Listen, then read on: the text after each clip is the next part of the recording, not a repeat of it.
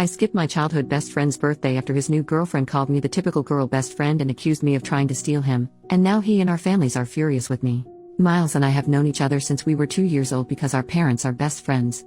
While I wouldn't call Miles my best friend, we've always been close. We hang out occasionally and see each other at all the major holidays, thanks to our family's connection.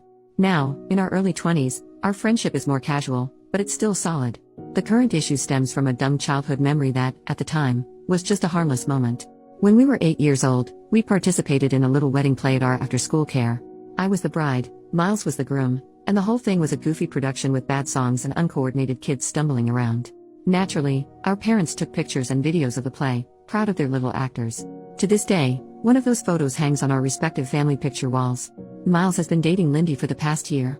They've known each other for 3 years, but their relationship only turned romantic recently. From the start, it was clear Lindy didn't like me.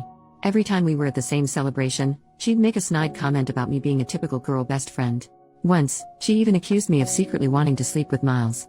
I have no idea where she got that idea. Miles and I barely see each other outside of family functions, save for the occasional monthly catch-up over food. We're close, but our friend groups and schedules are completely separate. Things escalated after Lindy saw the wedding play picture. From then on, her comments became more frequent and pointed. She even started sending me direct messages on Instagram, saying things like, "I know what game you're playing." I was baffled. It wasn't a game, and I wasn't even sure what she thought I was doing. I tried talking to Miles about it. He told me to just give her time, which felt dismissive but also like the easiest option. Then came Miles' birthday party last Saturday. I was invited, of course, but Lindy decided to send me a message before the party. She wrote something along the lines of, "I'll be supervising you. This is our first birthday as a couple, and you're not going to take up his time." That was my breaking point. I talked to Miles again, hoping he'd step in or at least acknowledge how toxic this was becoming. But all he did was repeat the same advice, to give her time. I couldn't do it anymore. When the party started, I sent him a quick text apologizing and told him my mom would drop off his gift. I just couldn't face the tension anymore. Now, Miles is upset with me for skipping his birthday. Lindy claims I made the whole situation about myself, and my parents are disappointed I missed what they consider a family function. I haven't shown anyone Lindy's messages because I didn't want to blow things up or turn this into a bigger mess. She's a new part of Miles' life, and I didn't want to create drama that could make things harder for both of us. I thought talking to Miles would be the adult thing to do, but clearly, that hasn't worked. For the record, I have no idea why Lindy is jealous. Our families have never joked about me and Miles being together, nor have they ever pushed for that. In fact, I think they'd be against it if it were ever even suggested. The wedding play picture is only up on the walls because our parents thought it was a cute memory from our first school play.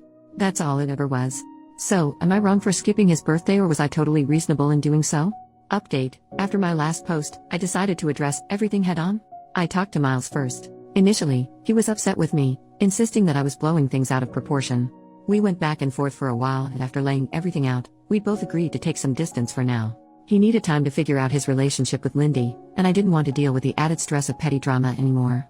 Next, I spoke to my parents and explained the situation in full. They were shocked and upset about how Lindy had been treating me, but they respected my decision to handle it myself. Still, it felt good to get it off my chest. For a little while, nothing else happened. Life moved on. Until Tuesday night. Some friends and I decided to take advantage of the midweek holiday and went to an Irish pub for karaoke. It was a fun night, at least until my best friend and I went to the restroom to freshen up. That's when everything spiraled. As we were touching up our makeup, Lindy and a group of her friends walked in. They immediately started making loud, passive-aggressive comments. Things like, "Man stealing bitches," and, "Imagine pretending to be a guy's friend just to sleep with him." Pick-me girls are the worst. They didn't address us directly, but they made it painfully obvious who they were talking about. It was cringy. It didn't stop there. They slowly edged closer to us, essentially cornering us near the hand dryers, acting like we weren't even there. My best friend finally had enough. She grabbed my hand, pushed through them, and pulled me along. We were almost back at our table when Lindy ran up behind me and yanked my hair. I lost my balance and fell backward onto a metal footrest. The impact was so bad I saw white. Before I could process what was happening, one of her friends poured beer on me.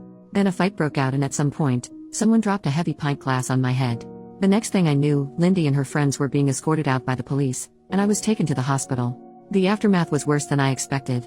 My parents and Miles' parents both rushed to the hospital, furious about what had happened. I was diagnosed with a severe concussion, a fractured nose, and a hairline fracture in my back. I ended up staying in the hospital until Thursday morning. In the meantime, Miles tried calling me repeatedly, but my parents told him it wasn't the right time for him to visit. I also received an official notice that a legal case had been opened against Lindy and one of her friends for assault and causing a public disturbance at the bar. Now I'll have to deal with the legal side of things too. Once I was home, I finally spoke to Miles. Our conversation was long and emotional.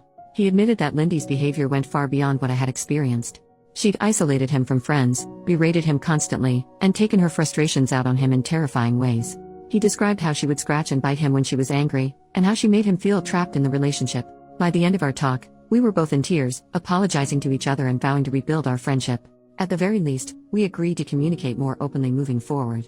Miles broke up with Lindy shortly after our conversation and is currently staying at my parents' house to get some space and figure things out. That's where things stand for now.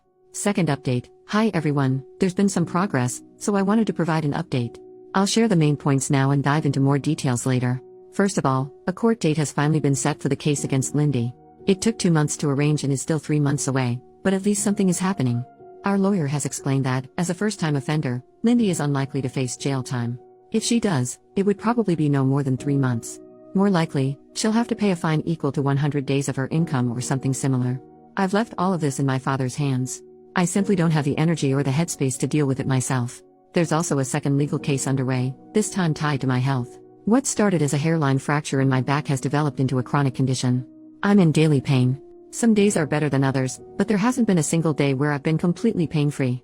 As a result, I've been unable to work. For now, my insurance is covering 75% of my former income, and my workplace is making up the difference. However, it's likely that I'll be let go soon, as I can't return to my job. Because of this, my insurance company has filed a claim against Lindy to recover my lost wages. Right now, I'm not in contact with Miles.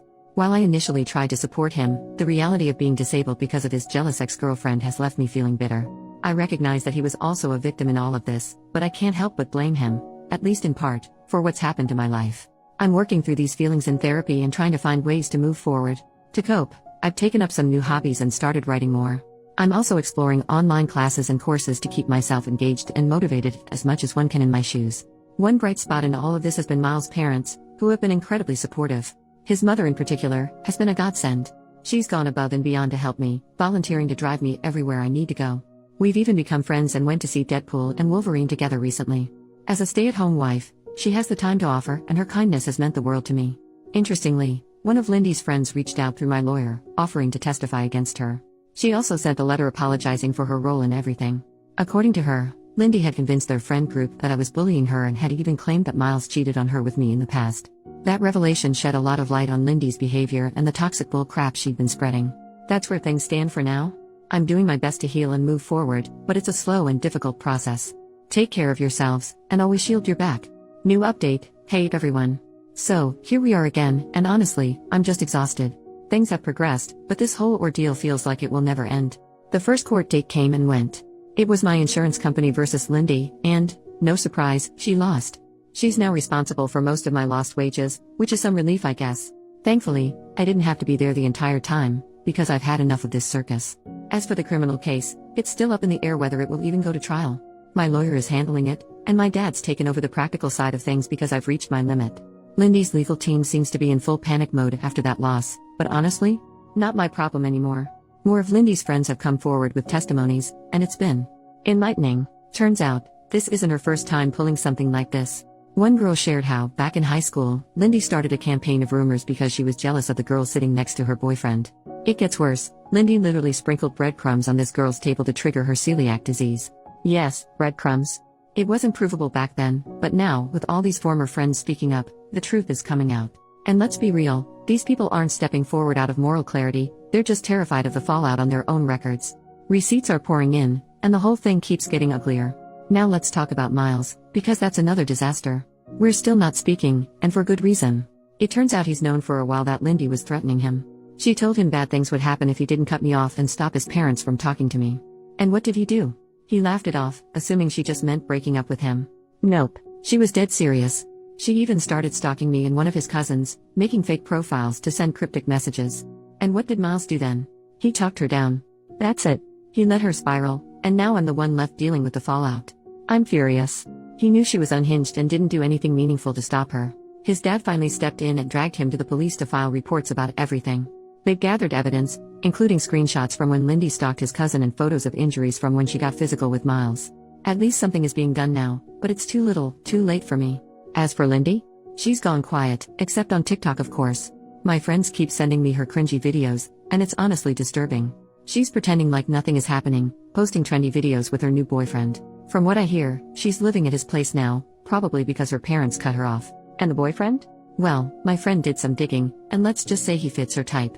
As my grandma likes to say, there's a lid for every pot. On the health front, things are still rough. My pain hasn't improved, and now it's radiating to my left hip. I'm waiting for a surgery appointment, which looks like it'll happen in early 2025. Most days, I feel like I'm held together with duct tape. On the bright side, I've made a few friends among the nurses. One of them even braids my hair, which is sweet. I'm also seeing a physiotherapist, though at this point it's mostly for massages to manage the pain. They suggested pool exercises, so now I'm in an aqua aerobics class for seniors. Honestly, the old ladies are a riot, except for one who always looks miserable, but I can't judge because I kind of get it. One piece of good news, I finally got approved for a wheelchair. It's been a game changer. Now I can go out with my friends without feeling like my body is going to collapse after an hour. I've also started taking some university courses for fun and playing way too much Fallout. So, there's that. And that's where things stand. It's still a mess, but I'm doing my best to get through it. Thanks for sticking around. I've really appreciated all of your comments and letting me vent.